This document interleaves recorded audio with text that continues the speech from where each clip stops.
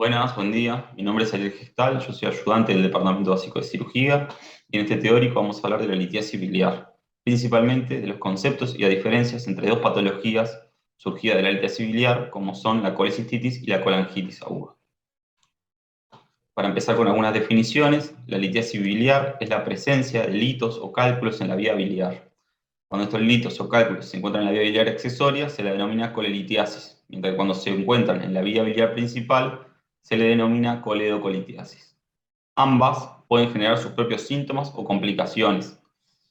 Por un lado, la colecistitis aguda y por otro, la colangitis aguda que abordaremos en este teórico.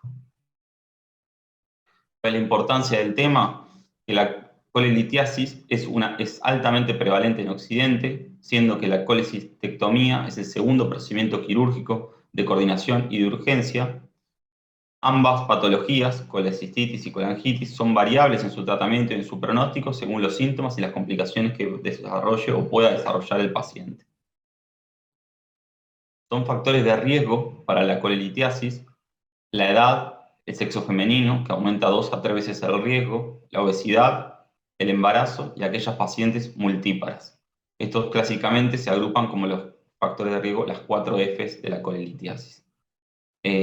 Otros factores de riesgo son la diabetes y la dislipemia, y por otro lado, algunos factores protectores son el consumo de vitamina C, los ácidos grasos poliinsaturados y el ejercicio. Para desarrollar las patologías de las que vamos a tratar en este teórico, abordaremos algunos conceptos de la anatomía y la fisiología de la vía biliar. La vía biliar se divide por un lado en una vía biliar principal y una vía biliar accesoria. La vía biliar principal se encarga del transporte de bilis desde el hígado, donde se produce, hacia el duodeno, para donde ejerce su función, o hacia la vesícula, donde se concentra. Los conductos intrahepáticos confluyen en un conducto hepático común, que a su vez recibe al conducto cístico de la vía biliar accesoria para formar el colédoco que termina en el duodeno. Por otro lado, la vía biliar accesoria se compone de vesícula biliar y de cístico. La vesícula es un saco piriforme con forma de pera, topografiado en la cara inferior del hígado. El cístico drena la vesícula en el conducto hepático común. Es un conducto de 4 o 5 centímetros y en conjunto forman el colédoco. La vía biliar accesoria está irrigada por la arteria cística que se topografía en el triángulo de Calot. Esto es de importancia a nivel del procedimiento quirúrgico y presenta múltiples variaciones anatómicas.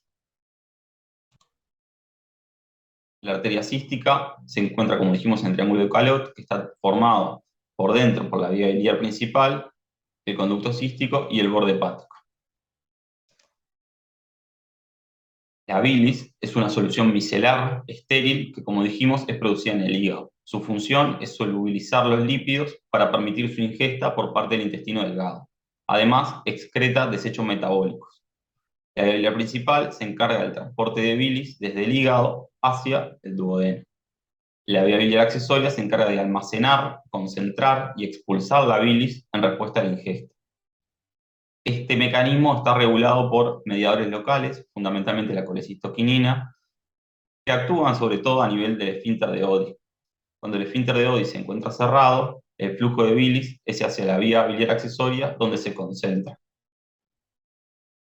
Cuando el esfínter de Oddi está abierto, el flujo es hacia el duodeno, a su vez se contrae la vesícula, permitiendo que el bolo de bilis concentrada llegue al duodeno. Respecto a la etiopatogenia, es multifactorial. Cómo se forman los cálculos es multifactorial. Se entiende que surge del desbalance entre los constituyentes normales de la bilis, que son ácidos biliares, colesterol, fosfolípidos y bilirrubina. Cuando disminuye la solubilidad, estos componentes precipitan, pudiendo formar cálculos de diferente composición, pudiendo ser de colesterol, también llamados mixtos, o pigmentarios, negros o marrones. La evolución natural de la colelitiasis o la litiasis biliar es variable. Puede permanecer asintomática, puede volverse sintomática o puede complicarse. Cuando el paciente presenta cálculos en la vesícula, o sea, colelitiasis, hay dos formas de presentación. que no tenga síntomas, una litiasis biliar asintomática, con los cálculos quietos en la vía biliar accesoria, o puede desarrollar cólicos biliares. Es cuando la litiasis se impacta a nivel del cístico o del bacinete de la vesícula y se desimpacta.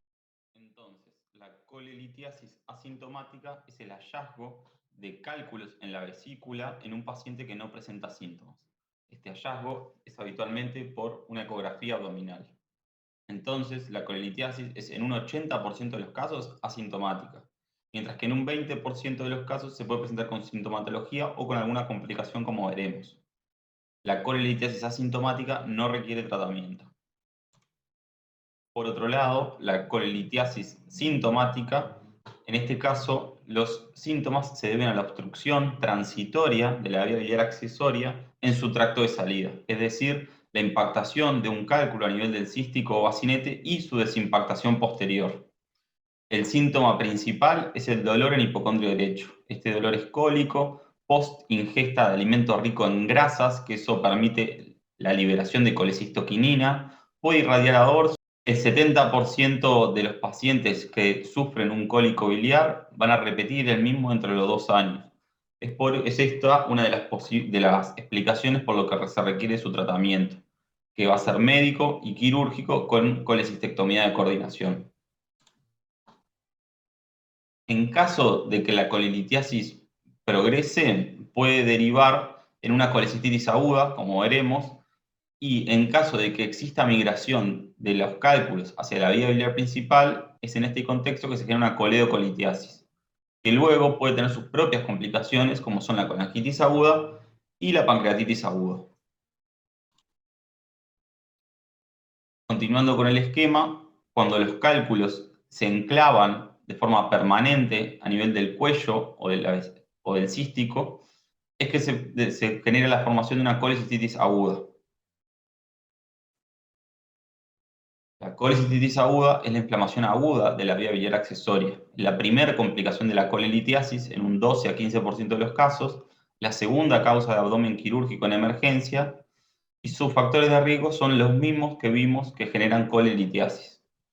Acá vemos la impactación permanente del cálculo a nivel del tracto de salida de la vía biliar accesoria.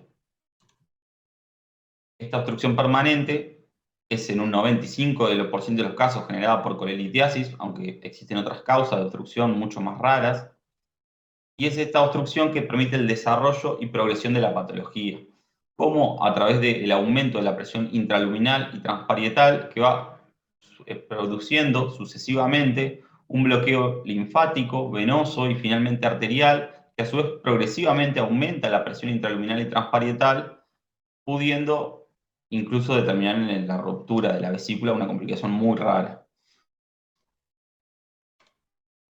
¿Cómo es el diagnóstico? El diagnóstico es clínico ecográfico. Clínicamente el paciente se presenta con dolor agudo en abdomen, en hipocondrio derecho, un dolor constante, post ingesta de colecistoquinéticos que no cede. El paciente se va a presentar con un buen estado general en la mayoría de los casos, con fiebre de leve entidad, y va a presentar dolor a la palpación y defensa en hipocondrio derecho. También va a presentar un signo de Murphy positivo, eso es que a la palpación profunda del hipocondrio derecho, el paciente corta su respiración cuando se le pide que inspire profundo.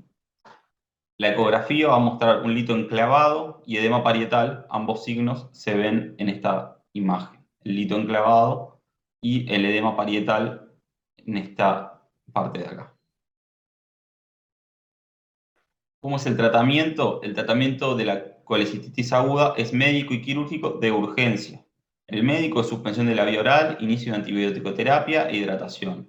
Mientras que el quirúrgico es la colecistectomía laparoscópica de urgencia y la eventual exploración de la vía biliar principal para descartar que no haya coledocolitiasis asociada. Continuando con el esquema que veníamos trabajando, los cálculos, la colelitiasis, los cálculos en la vesícula pueden migrar, producto de las contracciones de la vesícula, hacia el colédoco. En este caso, determina una coledocolitiasis, que posee sus propias complicaciones, destacándole la colangitis que abordaremos en este teórico, y otra posibilidad también es la pancreatitis. Como dijimos, la coledocolitiasis es la presencia de cálculos en el colédoco. Estos se deben a la migración desde la vesícula. Y es importante que el 10 al 20% de los pacientes que presentan colelitiasis sintomática asocian coledocolitiasis.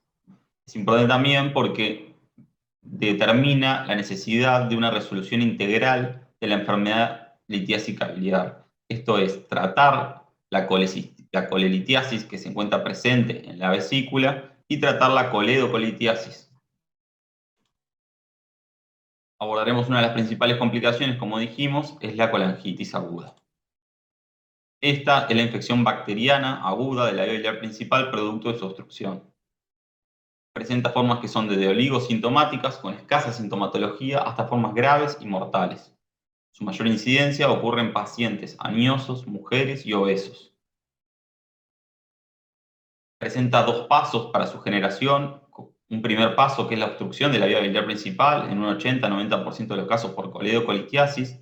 Esto determina un aumento de la presión intracanalicular y por encima de la obstrucción y el pasaje de bilis, mediadores proinflamatorios y bacterias a la sangre. Además, con la obstrucción establecida se produce la infección de la vía biliar por vía ascendente, producto de las bacterias propias del intestino delgado, determinando una infección local e inflamación sistémica, que puede eventualmente generar el desarrollo de sepsis y eventualmente la muerte del paciente. El diagnóstico de colangitis aguda posee un pilar clínico donde se destaca el síndrome coledociano, dado por dolor, ictericia y fiebre, en ese orden, sabiendo que la ictericia es la coloración amarilla de piel y mucosas, como se ve en la imagen, y un pilar paraclínico humoral, donde se destaca el aumento del trípode obstructivo en el funcional y enzimograma hepático, y por otro lado, un pilar imagenológico, donde el primer estudio de imagen es una ecografía que no presenta buena resolución ni buena sensibilidad para la vía biliar principal, pero sí permite el diagnóstico de colelitiasis como etiología. Además, en la evolución puede requerirse para el diagnóstico de estudios más avanzados, como son la tomografía y la colangioresonancia.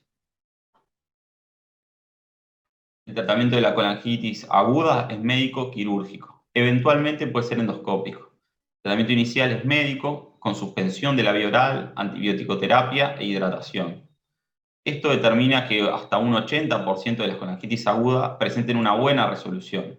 Pero en aquellos casos, con pacientes que presentan una colangitis aguda grave o persistente, requieren el tratamiento endoscópico que permite la decompresión de la vía biliar principal mediante una endoscopía retrógrada. Una RCP en inglés, que es una colangiopancreatografía endoscópica retrógrada. Esto, como se ve en la imagen, es un estudio endoscópico. Ingresa un endoscopio especial con visión lateral a través del esófago o estómago y llega al duodeno, donde permite visualizar y cateterizar la ampolla de Vater. Para acceder así a la vía biliar principal, permite realizar una colangiografía retrógrada y permite la remoción de los cálculos a partir de diferentes técnicas endoscópicas. Con el paciente resuelto el cuadro agudo, se impone el tratamiento quirúrgico de la enfermedad litiásica biliar, que implica tratar la vesícula mediante colecistectomía laparoscópica y a su vez la exploración de la vía biliar principal mediante colangiografía intraoperatoria transística para corroborar y tratar la presencia de coledocolitiasis. Acá les dejo, como este teórico presenta algunos términos y conceptos medios que pueden ser engorrosos, un glosario con sinónimos de diferentes formas de llamar a las patologías o a los conceptos que estuvimos trabajando. Muchas gracias.